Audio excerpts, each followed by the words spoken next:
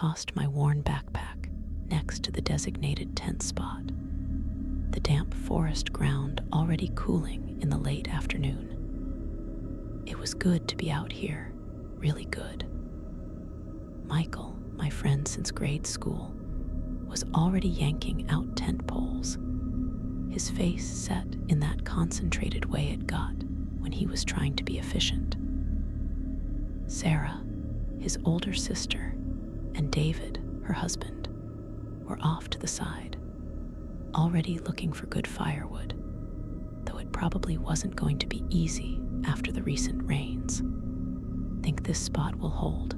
I asked Michael, kicking at a bit of moss. He grunted, pushing a stake into the dirt with his foot. "It's solid. Just gotta get everything squared away before it really cools down." He was right. The air in Willamette National Forest was already getting that crisp, sharp edge that meant sunset was coming sooner rather than later. We de-planned this camping trip for months, talked about it over countless takeout dinners and rounds of video games back in the city. The idea was to unplug, breathe in some actual nature, and just forget about work and all the noise for a few days. No cell service out here, which was part of the appeal. Raw wilderness, just like we liked it. I helped him unpack some of the heavier gear from the truck, mostly the cooking stuff and the big water jugs. Sarah came back, her arms loaded with smaller branches, a few larger logs trailing behind her as David hauled them in. They dropped the wood near the fire pit we'd already dug, the smells of damp earth and pine needles mixing in the air. "Good haul," I told Sarah, wiping a bead of sweat from my forehead. "It was cold, but the work kept you warm." She just nodded, blowing a strand of hair out of her eyes. "Yeah, well, we'll see if any of it's actually dry enough to burn." Michael had pulled out his communication radio, a chunky, dark gray piece of equipment he always brought, even if we were just going a few miles from the nearest town. He liked being prepped, said it was better to have it and not need it. This one was a serious bit of kit, a two-way powerful enough to reach out over some pretty long distances, supposed to be good even without line of sight. He set it down on a flat rock near our camp chairs and pulled out the antenna, extending it with a series of quiet clicks. He went through his usual checks, twisting dials, making sure the battery was charged.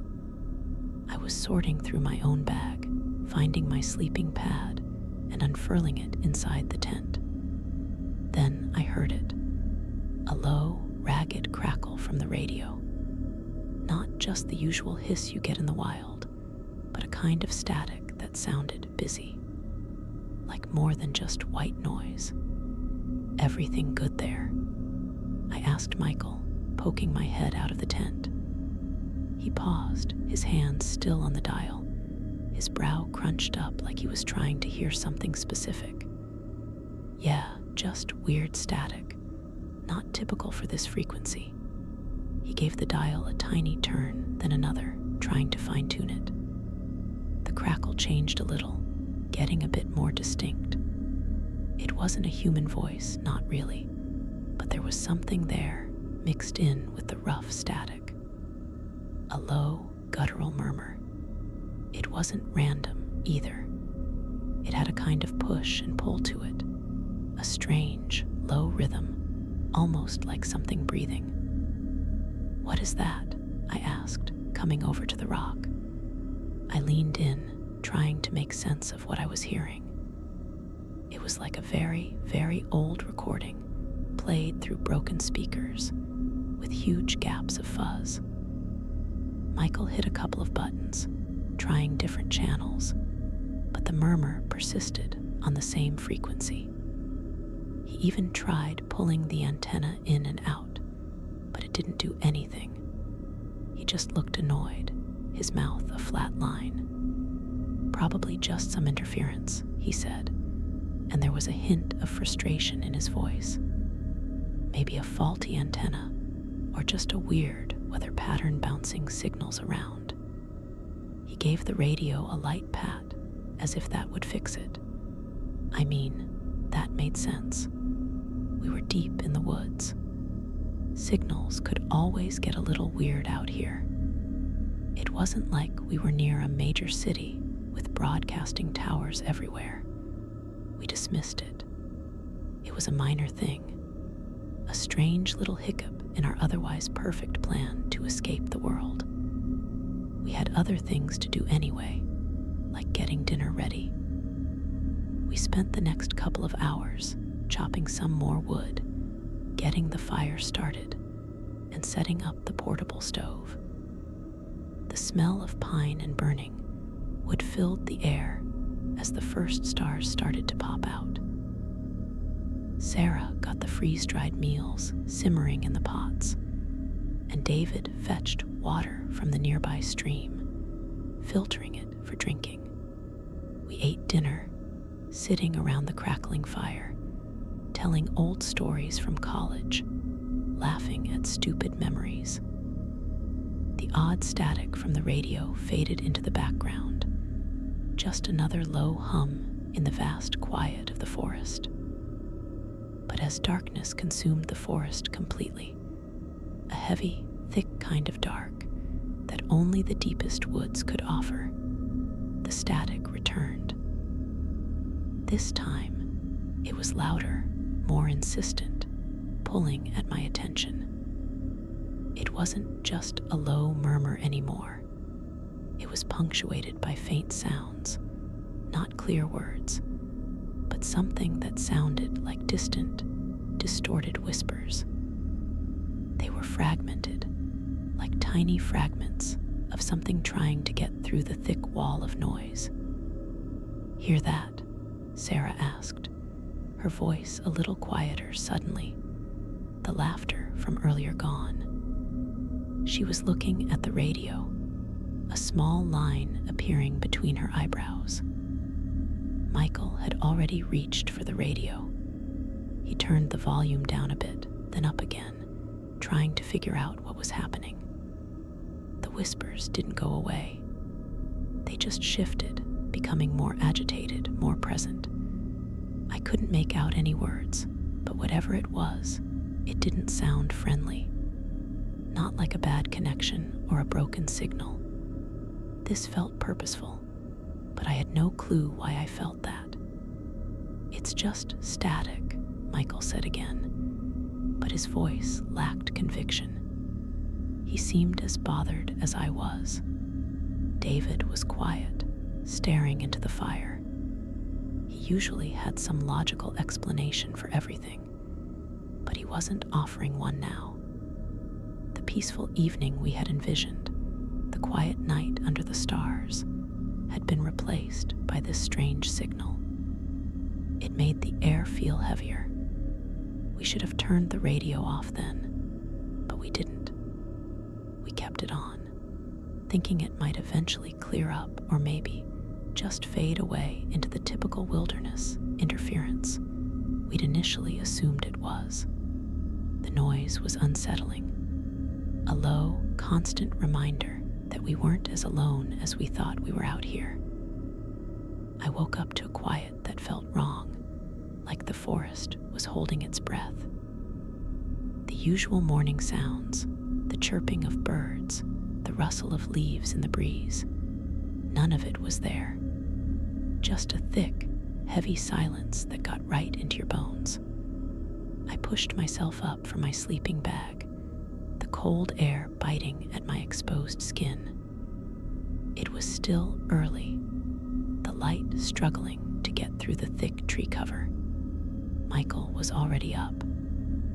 He was hunched over the radio, his back to me, twisting the dials with that same focused intensity he had last night.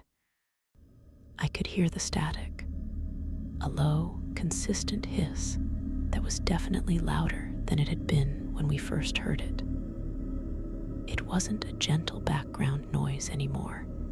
It was aggressive, like sandpaper on glass. "Anything new?" I asked, my voice coming out a little hoarse from the cold. He didn't look up right away. He just kept working the dial, his fingers making tiny adjustments. "It's not just static anymore," he said, and his voice was tight. "There's something else." I crawled out of the tent, my movements slow and stiff. As I got closer, the static resolved into something more distinct. Not completely clear, but definitely more than just random noise.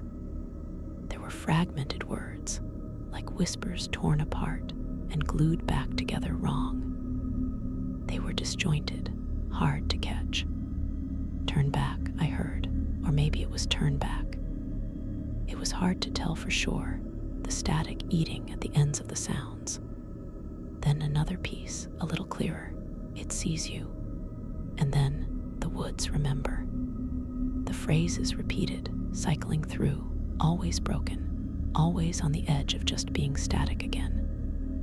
Each time, a different part would come through clearer, then disappear into the fuzz once more. These weren't like the low murmurs from last night. These were definite words, even if they were cut up. They sounded warning, like someone or something was trying to tell us something, but couldn't quite get the message out whole. Sarah was awake too.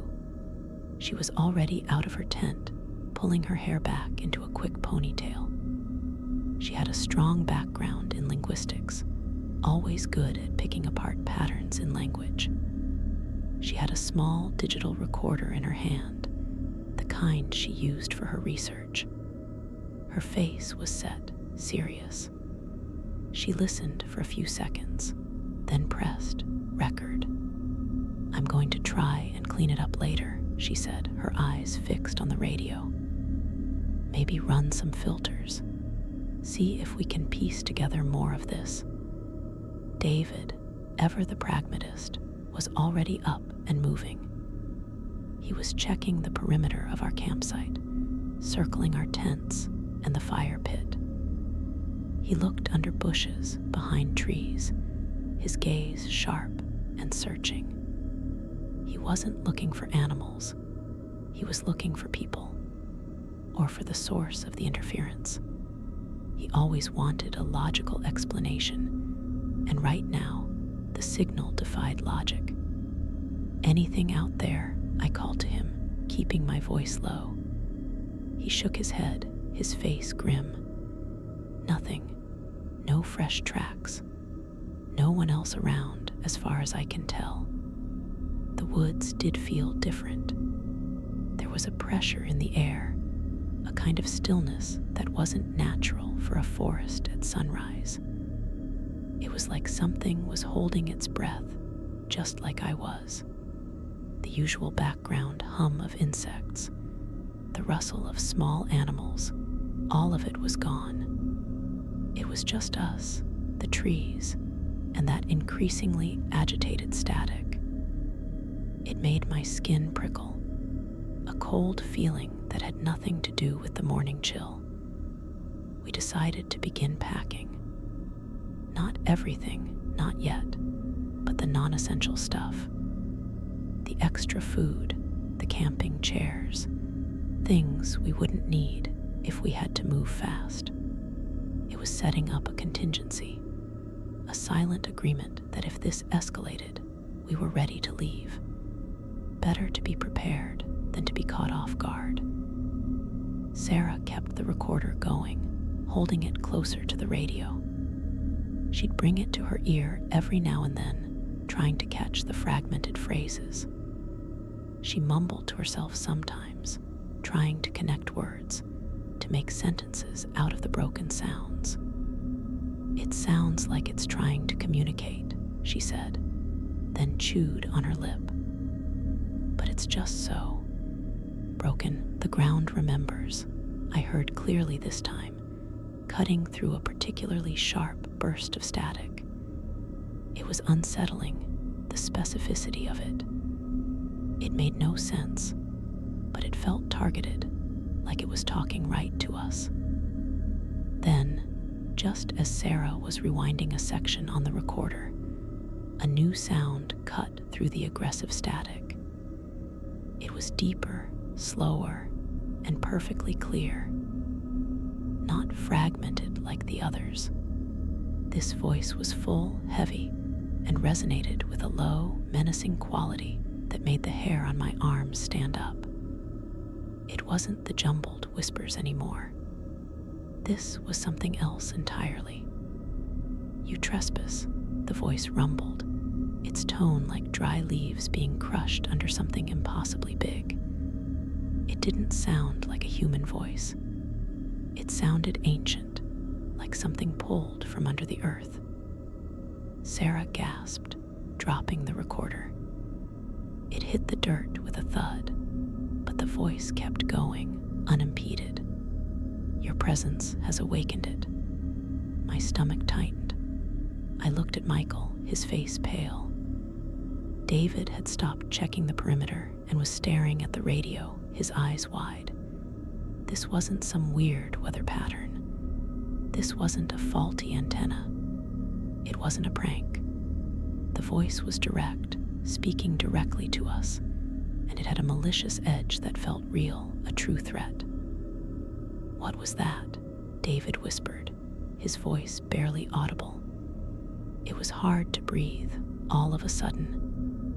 The air felt thick, pressed in. The silence of the forest outside our small camp was now a watchful silence, like everything was listening, waiting for what the voice would say next. Fear started to set in, a cold, creeping sensation that moved up from my feet and settled in my chest. We had come to the woods to escape the noise, but we had found something far worse. This wasn't just a signal. This was something that saw us, was aware of us, and definitely did not want us here. We listened, trapped by the terrifying clarity of the message. I felt the cold morning air as it bit through my clothes. The absolute silence of the forest was still there, the kind that was heavy and wrong. The trees seemed to press in closer, their shadows long and thin as the morning light struggled to break through the thick canopy. We had stood there for what felt like forever, just listening to the voice that had rumbled out of Michael's radio.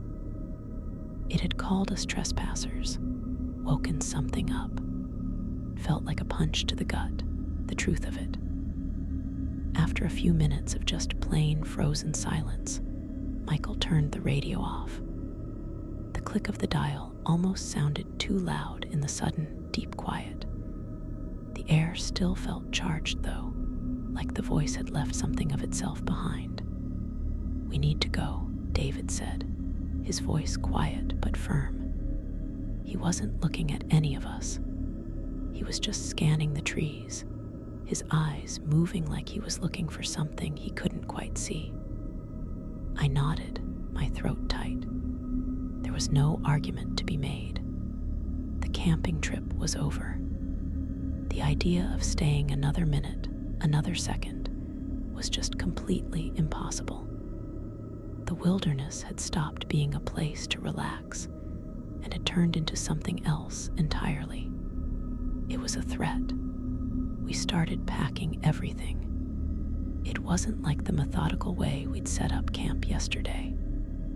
Now, our movements were quick, almost frantic.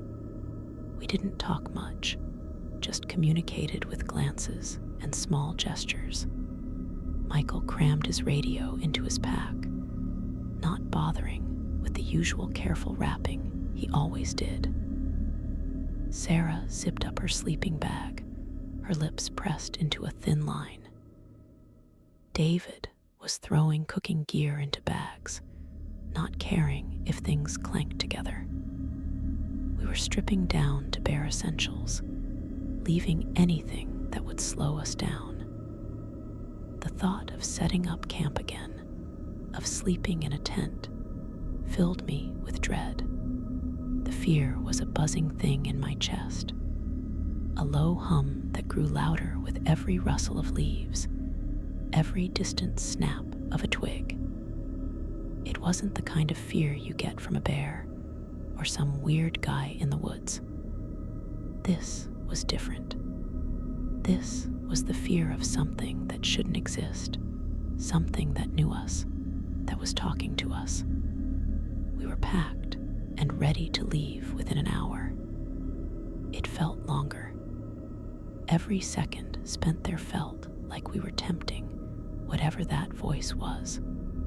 The forest felt like it was watching us, waiting for us to make a mistake. There was no logical explanation for what we'd heard, and that was the worst part. Michael, who was always so grounded, looked completely lost. Sarah, the one who always had a plan, looked like she was trying to hold herself together. David, who always figured out any problem with clear answers, looked completely rattled.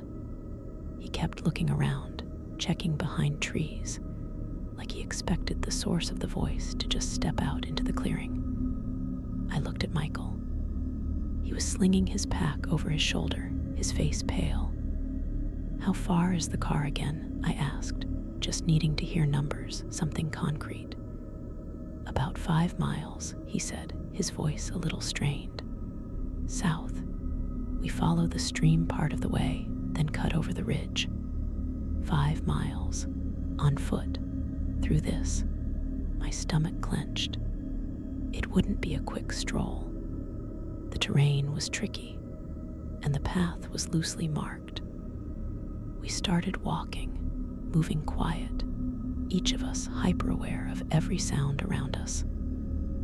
Michael led the way, his hand instinctively going to the strap of his backpack where the radio was now stored. Sarah walked behind him, her eyes darting between the trees. David brought up the rear, his head always turning, like he was trying to catch sight of something. I walked between Sarah and David. My own senses were on high alert, every shadow seeming to twist into something lurking, every whisper of wind sounding like a breath. The silence we had woken up to didn't break. It stayed with us, heavy and unnatural. The usual forest sounds were gone. No birds chirping, no squirrels chattering, no insects buzzing. Nothing.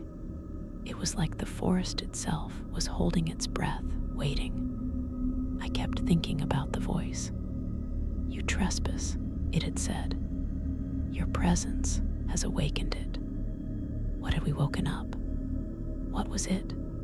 The questions just spun around in my head, making the fear worse. It felt personal, like we had walked into something private, something ancient. We followed a faint deer trail, the ground soft and damp with fallen leaves. The trees here grew thicker, towering above us.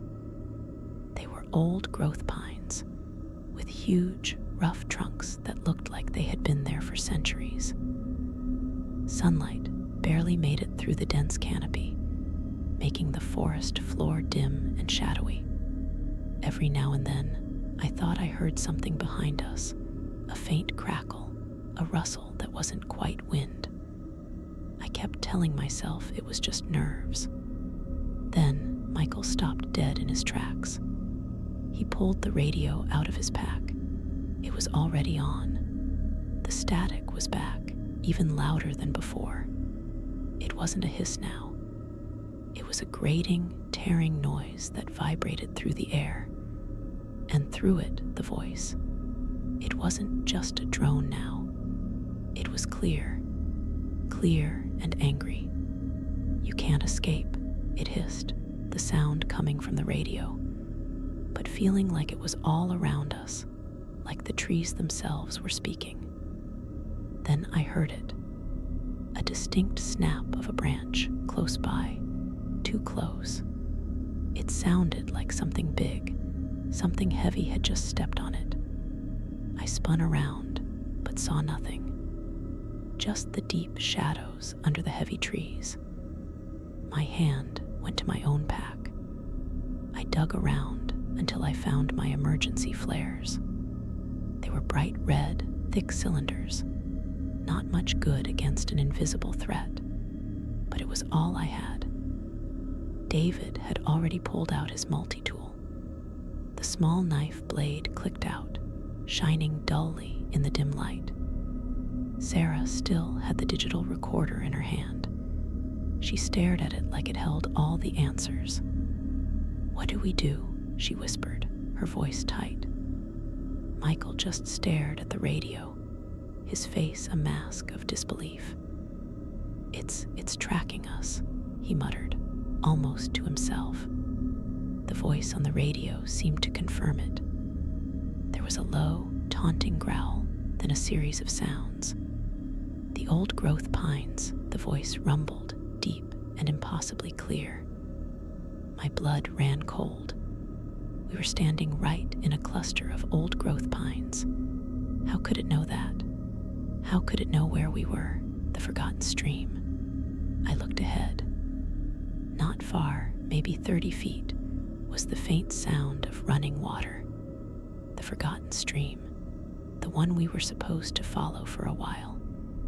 It was unmistakable, knew our every move, every landmark. It wasn't just in the radio, it was here with us. "It knows," David said, his voice raspy. He looked around wildly, his eyes wide. The voice on the radio intensified, a kind of dark laughter bubbling through the static.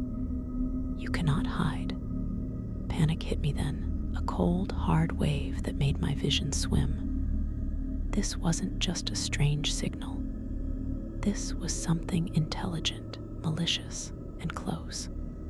It wasn't just observing, it was hunting. It was right there. "Run," I choked out, and then I was moving. I didn't wait. I just turned and started going, pushing through the undergrowth, tripping over roots. My lungs burned, but I didn't stop. I could hear the others behind me, their footsteps loud in the unnatural silence of the forest. The radio, still clutched by Michael, seemed to get louder with every step, the voice taunting us, laughing as we ran. My lungs burned. It was a sharp, biting pain every time I pulled in a breath. My legs felt like lead, heavy and useless, but I kept them churning. The trees whipped past, a blur of green and brown. Every root that snaked across the forest floor was a trip hazard, and I stumbled more than once, barely catching myself from falling face first into the damp earth. The sound of my own frantic footsteps, mixed with the frantic thumping of the others behind me, was loud in the unnatural silence of the forest. And over it all, slicing through the air like a physical thing, was the voice from Michael's radio. It was no longer a rumble. It was a full-on, malicious taunt, laughing at us as we ran. We didn't know where we were going, not really. Just away. Away from the voice. Away from the unseen thing that knew exactly where we were and what we were doing. My mind raced, trying to come up with some kind of plan, any kind of plan. But panic had a tight hold. It stripped away all logical thought, leaving only the raw, primal urge to escape. We ran for what felt like forever. Minutes stretched into an eternity.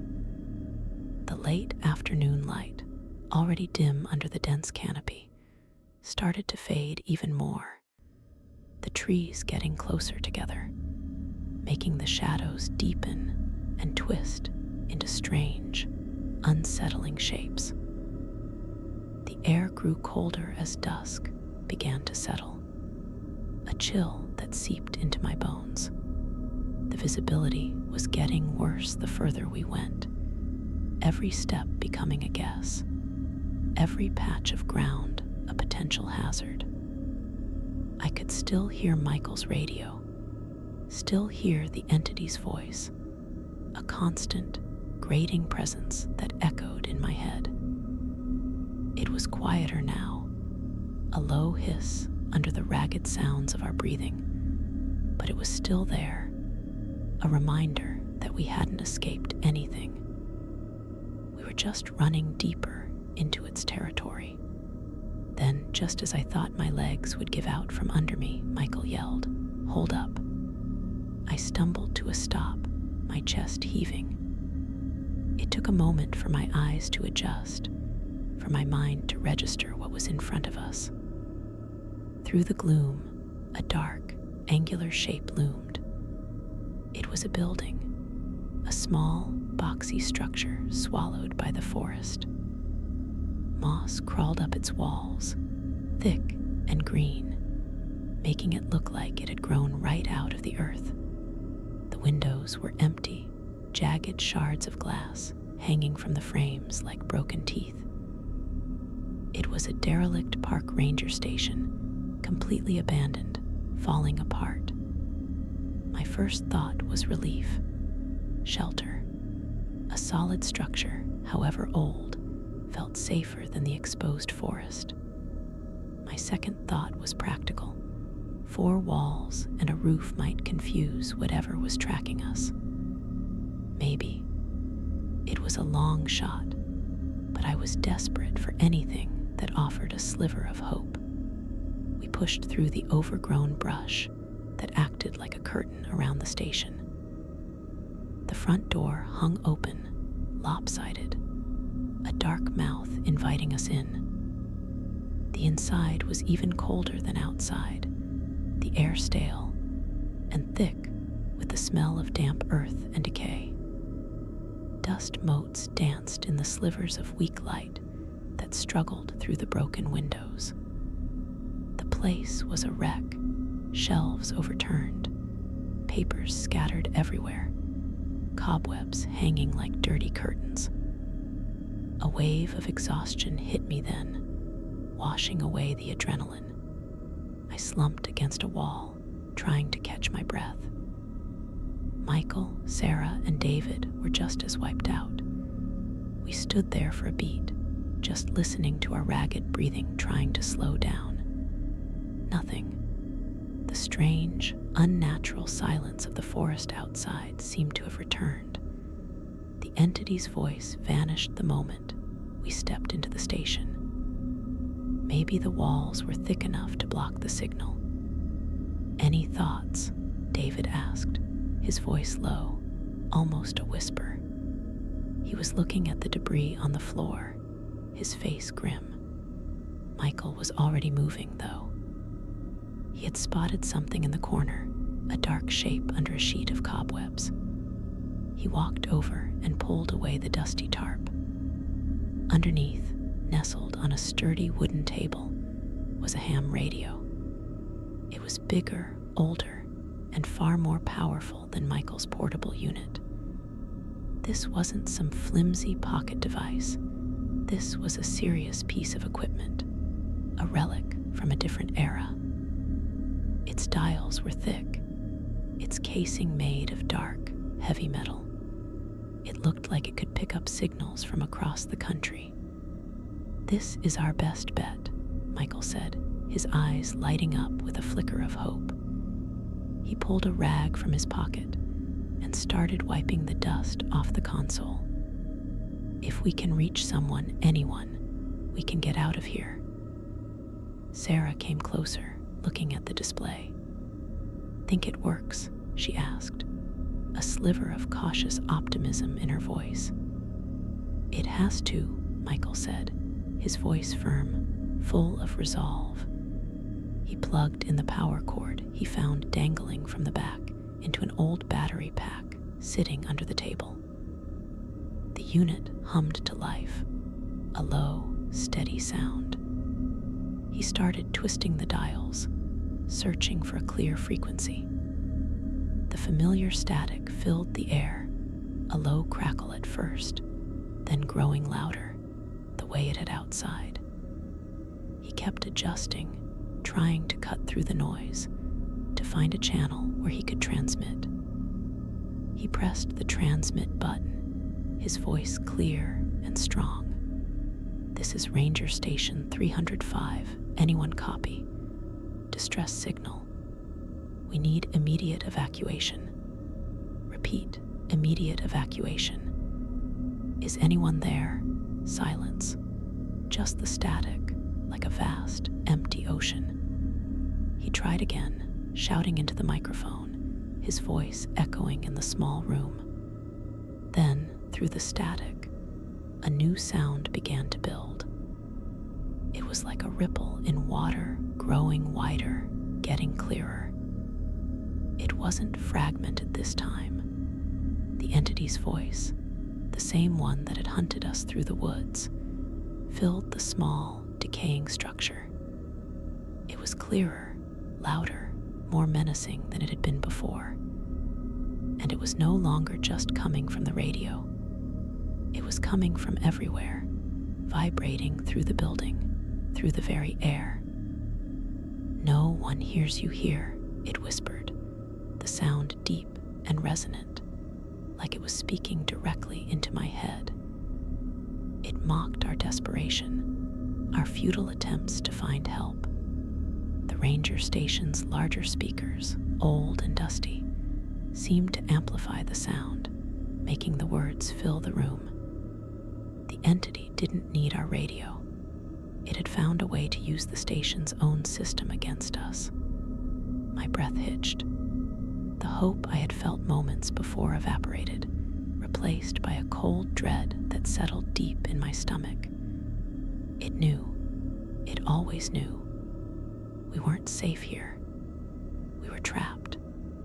Sarah, who had been leaning over the console, suddenly straightened up.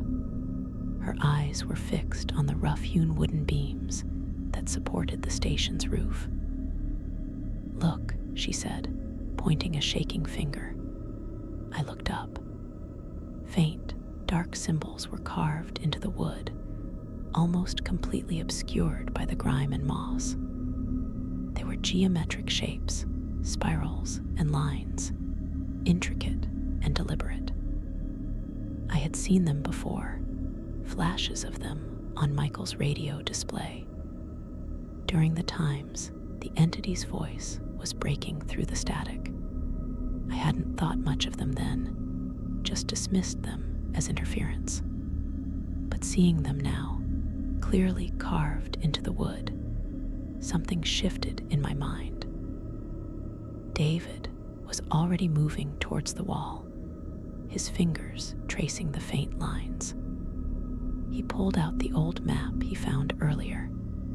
The one he swore was part of the ranger station's old records.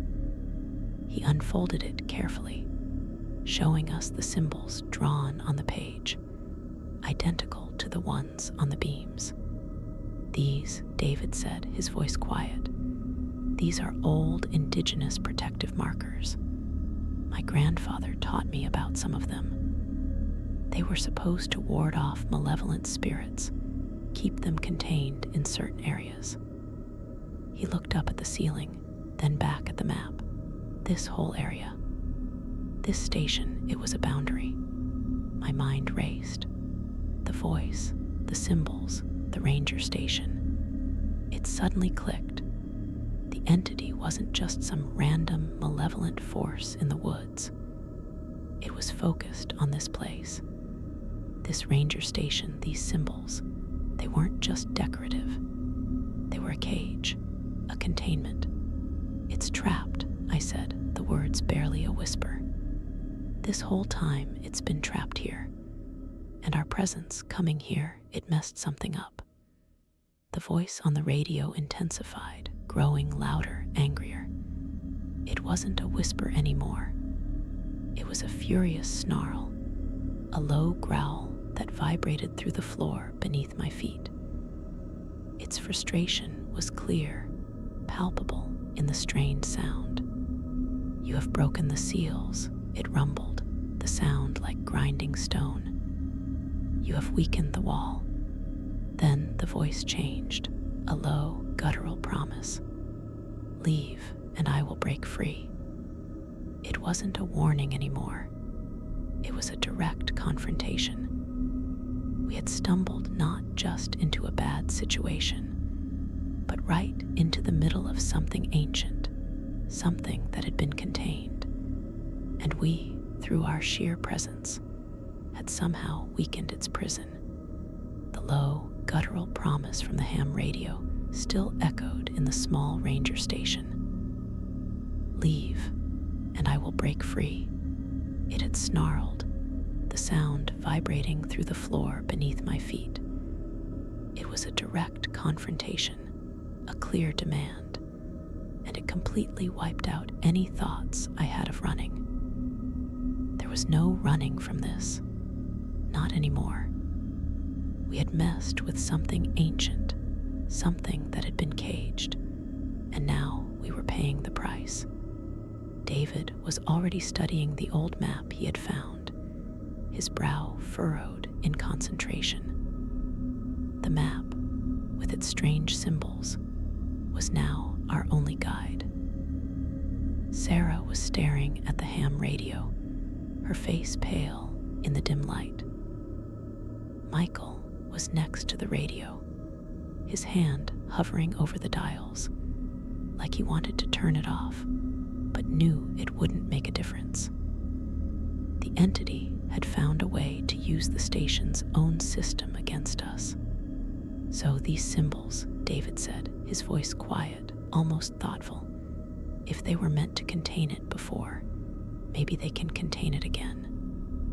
He looked up, meeting my eyes. "It's our best shot, the only one we have." I glanced at the symbols on the wooden beams overhead, faint and dark, almost swallowed by the grime. They looked fragile, barely there. But the entity's rage, directed at those very symbols, told me they weren't flimsy at all. They were the barrier, our only hope. "We try to fix them?" I asked, the words feeling weird in my mouth. It sounded impossible, like something from a bad movie. But then, everything about the last few hours felt like a bad movie. Michael walked over to David, bending to look at the map. "How exactly do we re-establish them?" he asked, a hint of desperation in his voice. "We don't have whatever they used to carve them in the first place." Sarah, who had been rummaging through her backpack, pulled out a small, almost full box of sidewalk chalk. It was the kind you'd buy for kids, brightly colored, a mix of reds, blues, and yellows. "This is all I have," she said, holding it up. "We used it for drawing trails on camping trips. Maybe we can redraw the lines." It wasn't much, but it was something. It was an idea, and at that moment, an idea was better than just standing there, waiting for whatever was outside to choose to break free. It was already dark outside, the moon barely piercing the dense canopy above the Willamette National Forest. The air inside the station was cold, damp.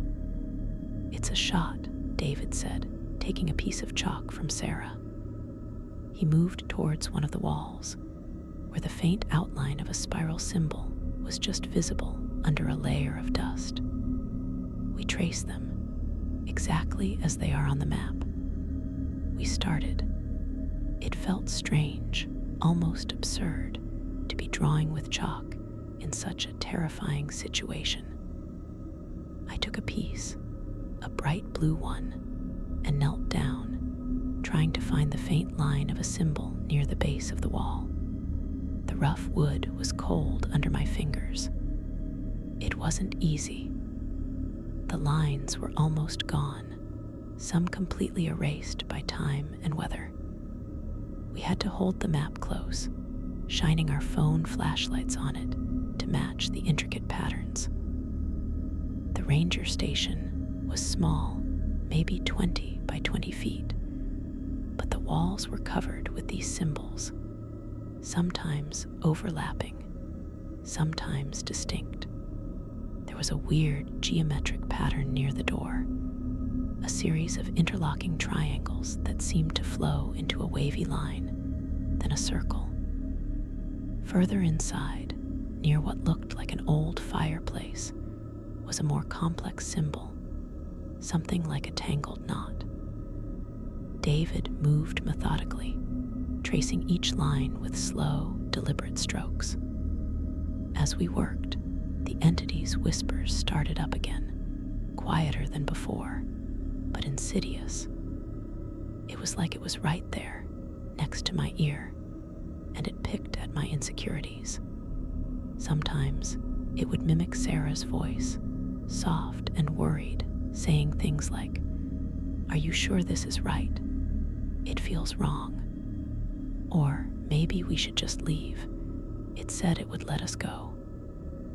Then it would switch to Michael's voice, a steady, calm tone, instructing me to draw a line in the wrong place, or to skip a part of the symbol, claiming it was unnecessary.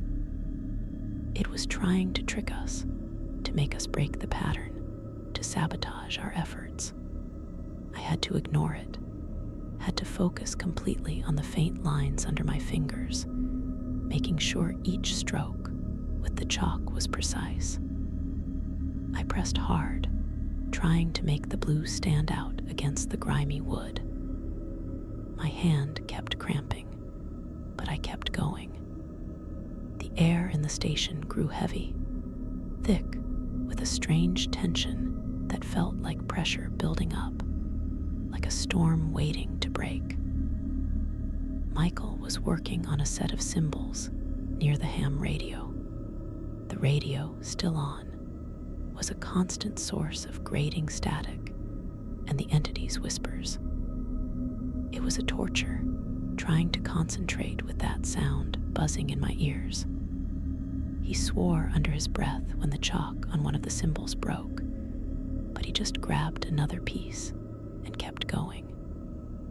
"It's getting harder to breathe in here," Sarah murmured, not looking at anyone. She was tracing a long, winding symbol on the floorboards, her fingers coated in white chalk dust. "It feels like something's pushing back." She was right. There was a palpable resistance in the air, a physical weight that pressed down on me. It was like I was drawing against an invisible current, a force that didn't want these symbols to be reformed. The static from the radio seemed to intensify, the whispers growing louder, more frantic, trying to shout over our efforts. I noticed a small, rusted axe leaning against the wall, half hidden by some fallen debris. It must have been left there by a previous ranger. It was old, the blade pitted with rust, the wooden handle worn smooth. I picked it up. It felt heavy in my hand. Maybe the chalk wasn't enough. These symbols were carved before, not just drawn. "I'm going to deepen them," I said, my voice a little rough. I walked over to the symbols I had just finished tracing with chalk. The blue lines stood out clearly now. I put the edge of the axe blade carefully on one of the lines, then brought the other hand down on the head of the axe, tapping it, trying to push the blade into the raw wood. It was tough. The wood was old, hardened by time, but I managed a small, shallow cut. I kept going, tracing the chalk lines with the rusted axe, deepening the grooves. It was slow, painstaking work. My arms ached, and my fingers felt clumsy around the rough handle. Scraping sound of the metal against the wood was loud in the silence, cutting through the entity's hateful whispers. I could feel a faint vibration in the axe handle, like the wood itself was resisting my efforts. As I worked on one of the symbols, deepening a spiral, a low, guttural moan came from the ham radio. It wasn't a whisper now, or a taunt. It was pure, unadulterated pain. The words it had been speaking started to distort, breaking up into garbled sounds, then into agonizing screams. The static crackled wildly, like the radio was shorting out. It was a terrifying sound, but it also filled me with a sudden surge of grim satisfaction. We were doing something right. The chalk lines, the ones we had just redrawn, began to glow faintly. It was a soft, ethereal light, a pale blue for the ones I had just used, a ghostly white where Sarah had worked, a faint yellow from David's efforts. The glow shimmered, almost like they were humming with a quiet energy, pushing back against the darkness. "They're working," Sarah gasped, her voice full of a cautious awe. "They're actually working." The air crackled around us, a strange static electricity that made the hairs on my arms stand up. The entity's screams from the ham radio intensified, ripping through the small room, a sound so full of agony and fury it made my teeth ache. I could feel the force pushing against me growing stronger, an invisible wave trying to shove me away from the wall, trying to make me drop the axe. It pressed against me, trying to make me break my concentration, trying to stop me from deepening the symbols. I gritted my teeth. This was it. This was the push and pull, the fight for control. I focused all my strength on the task, pressing the axe blade deeper, following each line with renewed determination. My muscles burned, sweat trickled down my forehead, but I kept going. We all did. Michael was still turning the chalk lines into deeper grooves with a sharp rock he'd found. Sarah was using the edge of a broken ceramic shard, carefully scraping new edges as well. David was meticulously tracing the smallest, most intricate symbols on the floor, using the sharp corner of a piece of broken glass. The screams from the radio became a continuous, high-pitched shriek, like something tearing apart. The floor vibrated beneath my feet. The ranger station itself seemed to groan, the old wood creaking under an immense, unseen pressure. But the faintly glowing lines held. They were our shield, our prison, and our only hope. We had to keep going. We couldn't stop. My arms screamed with fatigue, every muscle aching as I forced the rusted axe through the stubborn wood. I followed the final chalk line, a complex, interlocking pattern near the door, with renewed determination. The wood resisted under the blade. The metallic scrape, combined with the booming sounds from the ham radio, filled the small station. The air was thick, heavy, like trying to breathe underwater. The entity's screams, a continuous, high-pitched shriek, tore through the space, making the old floorboards tremble beneath my feet. The whole ranger station groaned, an old, tired sound, as if the building itself was struggling to hold together under the immense, unseen pressure. But the faintly glowing lines, the ones we had meticulously redrawn and recarved, held firm. They were our shield. They were our prison. They were our only hope. I dug the axe in harder, pushing the blade deeper into the spiral, gritting my teeth against the strain. Sweat streamed down my face, stinging my eyes, but I didn't stop. I couldn't. Michael was next to me, his face grim, turning the chalk lines into deeper grooves with a sharp rock he'd found outside. Sarah was using the edge of a broken ceramic shard, carefully scraping new edges into a symbol near the chimney. David was still on the floor, meticulously tracing the smallest, most intricate symbols with the sharp corner of a piece of broken glass. He looked totally focused, absorbed in the task. The entity's screams from the ham radio became absolute chaos, a screech that sounded like something vast and powerful was being ripped apart. The static electricity in the air around us intensified, making the hairs on my arms stand up like spikes. It built and built, a pressure that felt like it would burst the very walls of the station. With a final, desperate push, I completed the last line of the final symbol. My hand slipped on the axe handle, and it clattered to the floor with a loud clang. Then, a blinding flash of light exploded from the ham radio. It was pure white, so bright it hurt my eyes, washing out everything else in the tiny room. For a split second, the symbols we had drawn flared with an intense, vibrant glow, the blue, the white, the yellow, all pulsing with an otherworldly energy. It felt like the air was being sucked out of the room, leaving a vacuum in its wake. The agonizing shriek from the ham radio reached a peak, an ear-splitting sound that pierced through my skull. It wasn't just loud, it felt tangible, like it was tearing at the very fabric of the world. Then, as suddenly as it had begun, it stopped. The light vanished. The shriek cut off, leaving a ringing silence in my ears.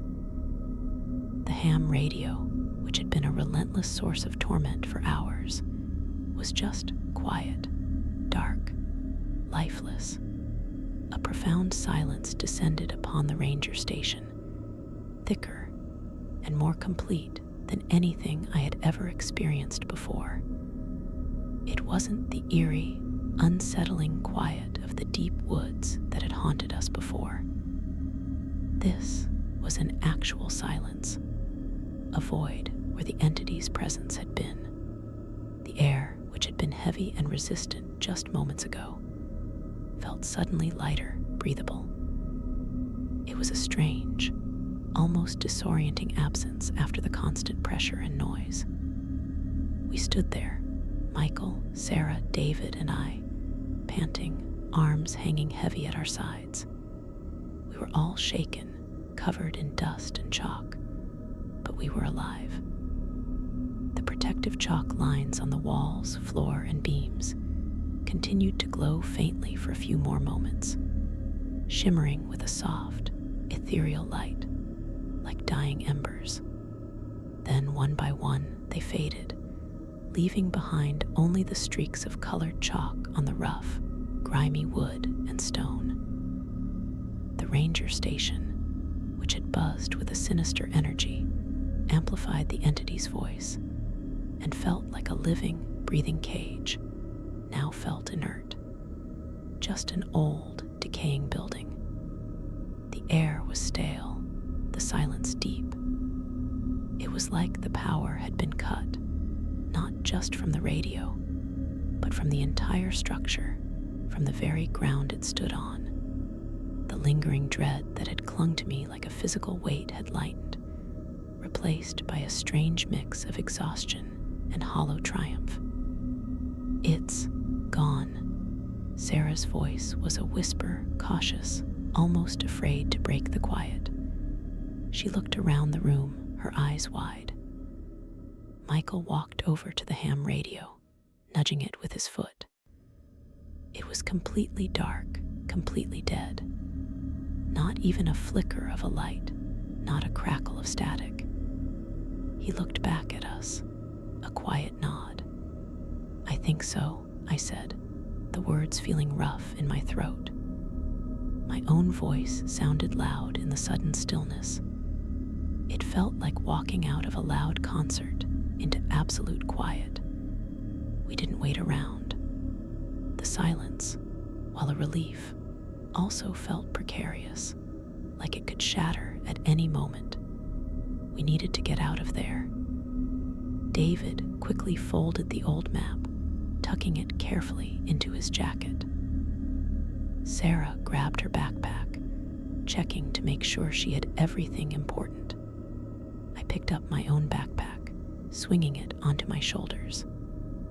We left the ham radio and the rusted axe behind, along with the chalk-drawn symbols that had saved us. They had served their purpose. The ranger station, which had once felt like a trap, now just felt like a monument to what we had faced. The journey back to the car was silent. The forest was different now, somehow. The air was still cold, the shadows deep under the dense canopy, but the oppressive, watchful feeling was gone. It was just a forest, quiet and dark, the way a forest should be. We walked quickly, each step filled with a mix of overwhelming relief and a lingering dread. The memory of the entity's voice, its intelligence, and the pure terror it had inflicted was still fresh, still chilling. It was a phantom limb, an ache that wouldn't quite go away. Every snap of a twig, every rustle in the undergrowth sent a jolt of alarm through me. A quick flare of panic that quickly subsided. We could hear the faint sound of the car engine's soft hum, the low, comforting rumble in the distance. It slowly got louder and louder as we walked closer. It was a sound of freedom, of escape, of getting away from this place that had almost been our grave. Then, after what felt like an eternity, the car finally came into sight, a dark shape nestled in the shadows. The sight of it brought a fresh wave of relief, so strong it almost buckled my knees. It was a sense of heavy triumph. We had faced something ancient, something malevolent beyond comprehension, and we had, against all odds, contained it. We had made it. My legs burned from the long walk, but I pushed through the exhaustion. We climbed into the car, and without a word, Michael started the engine. The headlights cut through the deep darkness of the forest, illuminating the long, winding dirt road. Michael slowly backed up, then started driving. The drive was quiet, the only sound the hum of the engine and the crunch of tires on the gravel. We didn't talk. There was nothing to say, not really. We all knew what we had been through, what we had done. The forest, with its dark secrets and ancient, caged terror, disappeared slowly behind us, swallowed by the night.